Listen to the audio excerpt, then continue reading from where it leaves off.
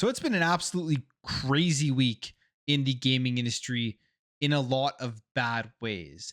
We've seen games like Wild Hearts already losing their support. A game that literally just came out this year and seemingly had a good launch, but EA is deciding to shut that thing down. We're seeing games like Immortals of Avium not being successful launch, where half of the studio who developed it has had to be laid off. And we're seeing this year, which is the biggest thing of all, and that is Unity offering a new structure here, not even offering, forcing a new structure for payment, which is going to be based off of installs for every time a game gets downloaded, or at least the initial download. Developers are going to have to pay Unity a fee. Now, who's going to be hurt the most by this? Far and away, it's going to be the indie developers, as they're trying to just break into the industry. They're crunching their numbers. Unity previously gave them an easy way to get in at a very, very low cost and start developing games and potentially grow their game, grow their brand, and grow their studio, and then eventually be able to have something concrete where they'd be able to go out and make a second game if it was popular enough, or maybe even strike a deal to get their game into subscription services like PlayStation Plus and Xbox Game Pass. And now developers are scrambling, deciding whether it's even going to be worth it to develop their games in Unity. Will they be able to make enough money to offset the costs, especially with the install fees? Now, there's a breakdown of how much they're going to be charging. I did talk about all of this in my video a couple of days ago, so make sure to go check that out if you want to see the exact amount that they are charging. But basically, it is a fee for the first time install, which they had to clarify after the initial announcement because people thought it was going to be after every single time that your game was downloaded. The developer would have to pay, which would cause just crazy ways that would hurt the developers because people could go out there and just download the game multiple times.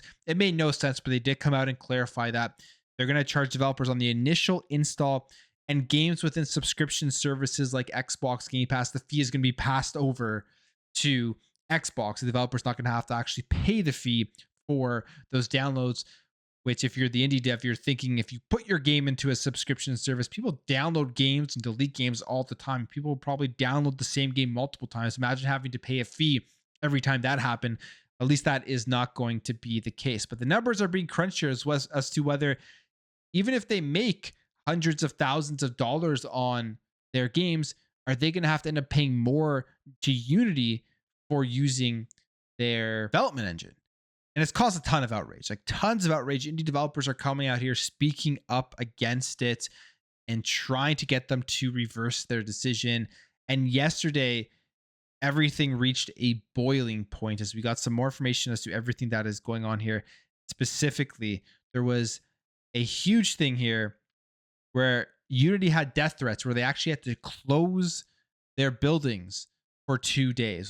So they'll still be closed today, but they had to also close them yesterday. So it says here, Unity Technologies Incorporated canceled a planned town hall and closed 2 offices Thursday after receiving what it said was a credible death threat in the wake of controversial pricing decision earlier this week. The company was made aware of potential threats to some of our offices and has taken immediate and proactive measures to ensure the safety of our employees, a spokesperson said in a statement.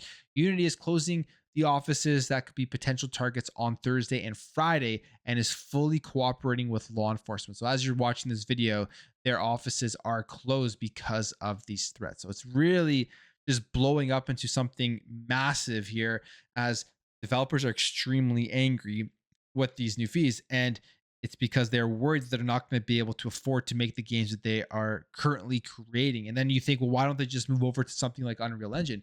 It probably would cost them a lot of resources and money if they're deep into the development of their games with Unity to do that. That for some devs, they may just have to stop creating their games if they don't believe that they're going to be able to make the amount of money for how much it's going to cost to develop the game in Unity. And we're seeing an industry right now that is extremely volatile. You don't have that many chances to be able to make it if you are a developer. Like I said, even with Immortals of Avium, Ascendant Studios, the game was published by EA. They had to lay off half of their staff for a game that just came out and seemingly was actually a good game. I mean, I've been playing through it. I'm enjoying the game. I don't see really why this game would be a major failure just from a gameplay and storytelling and graphical perspective. but it was because nobody picked it up. It just didn't get in with the amount of content that was out there, especially in a release time period right now, where we're in September going into October, where it's just nonstop huge AAA releases. So it's very tight right now. And something like this is going to make it even harder for indie devs to be able to break into the industry. Now, it continues on here in this report. It says Unity, the maker of tools and technology for video games, set off a firestorm on September 12th by announcing it will begin charging the developers a new fee for games made using its software. Unity Engine beginning January 1st. So that's when this is all going to kick in. The makers of Unity games will have to pay per installation after a certain threshold. And like I said, when they first announced this, there was just a huge thing here where people were wondering if it was every install, but they did come out and they did clarify what is happening, that it's going to be only on the very first install. And now Unity has come out on Twitter last night, kind of try to cool down the situation, but it really, I don't think is working, because we've still seen developers come out. And here's what Unity says. We want to acknowledge the confusion and frustration we heard after we announced our new runtime fee policy. We'd like to clarify some of your top questions and concerns. Who is impacted by this price increase? The price increase is very targeted. In fact, more than 90% of our customers will not be affected by this change. So, I mean, take that for what you will.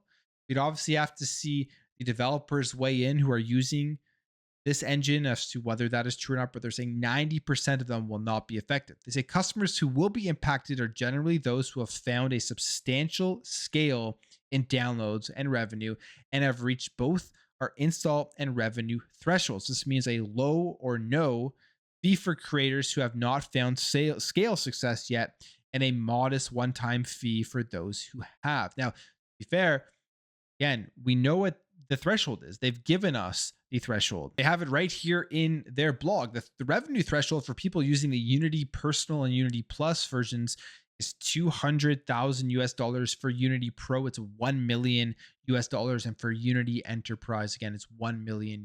So it's $200,000 probably for the majority of those smaller devs that are using Unity to build out these games. They have to reach that revenue threshold before they start paying the fee per install. I'm not a developer. I'm not an indie game creator. I don't know how easy it is to make $200,000. I don't know how hard it is in terms of revenue. Like, if you have a relatively popular game, are you going to be able to scale to $200,000 with it? Or is it going to take a couple of releases? All of these types of things, I am not sure. But the indie devs are definitely weighing in and saying that they're going to be out of luck here with the amount of money they're going to have to pay because of that threshold, and then because of the fact that they're going to get to that install fee, and their costs are going to be higher than the actual money that they make. They say fee on new installs only. So this is where they did clarify, because people thought it was going to be on every single install. It says fees on new installs only. Once you meet the 2 install and revenue thresholds, you only pay the runtime fee on new installs after January 1st, 2024. It's not perpetual. You only pay once for an install, not an ongoing perpetual license royalty like a revenue share model. How we define and count installs. Now, this is interesting. Assuming the install and revenue threshold are met, we will only count net new installs on any device starting on January 1st, 2024. Additionally, developers are not responsible for paying a runtime fee on reinstall charges. We're not going to charge a fee for reinstalls. Fraudulent install charges, we're not going to charge a fee for fraudulent installs. We will work directly with you on cases where fraud or botnets are suspected of malicious intent. And I can't even imagine how much of a headache this is going to be for developers having to go back to Unity and try to prove these installs are fraud so they can get their money back. I just can't even imagine how much of a headache that is. It just seems absolutely absurd.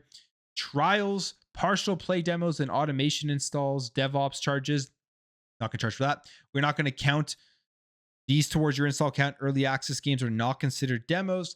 Web and streaming games, we are not going to count web and streaming games towards your install count either. Now, that's interesting, because that means that there may be devs out there thinking that, hey, let's get our game out there onto Xbox Game Pass or cloud gaming, or into any of these other cloud streaming services like NVIDIA GeForce Now, and then we can avoid some of these fees. Even though I guess with Xbox Cloud Gaming, the fee would go over to Xbox. I don't even know how Xbox is going to take this, because Xbox may be sitting there thinking they're not going to pay these install fees for you guys.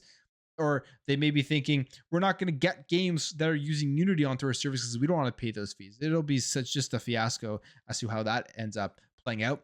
It says, finally, charity related installs, the pricing change in install counts will not be applied to your charity bundle initiative. So they haven't backtracked on this. And a lot of people are thinking that they should backtrack, or they are going to backtrack because of the pressure, but they have not. They are still going forward with this, and instead they're just trying to clarify it. My thing is here, if they would have backtracked, I think they would be doing it relatively fast. If we get into next week and they still haven't reversed their decision, I feel like they're going to push forward with this and try to see if just the overall outrage is going to die down. But at the end of the day, this is a bad thing for developers. This is not a good thing whatsoever. This isn't going to help the industry.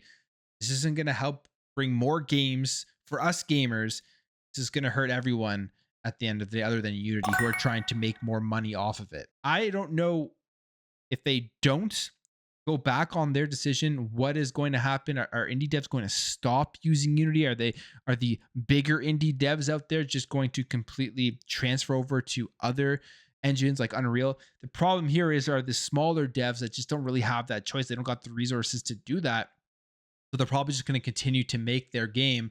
And if they do hit that $200,000 threshold and the download threshold, then they may have to kind of take that when it hits and see if they're going to still be profitable, because we may see this really hurting studios where it puts them out of business. I'm going to end the video there, guys. I will keep you updated on the situation and everything that has been unfolding. It is unfolding pretty fast. Well, maybe there'll be another announcement today where something crazy happens and they go back, or they continue to double down. But if you enjoyed this video, make sure to hit that thumbs up. If you are new here, hit that subscribe, and I'll catch you guys in the next video.